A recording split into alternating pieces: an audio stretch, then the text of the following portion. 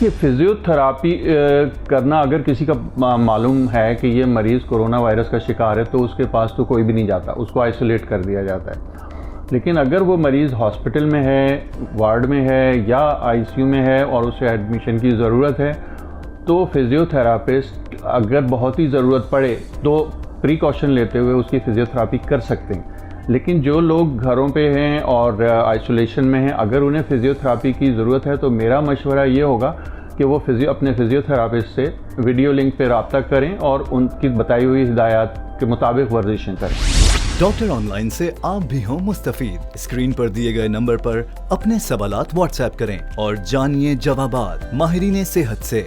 بول کا پیغام, محفوظ پاکستان. سبسکرائب کریں اور بیل دبائیں تاکہ کوئی خبر رہ نہ جائے.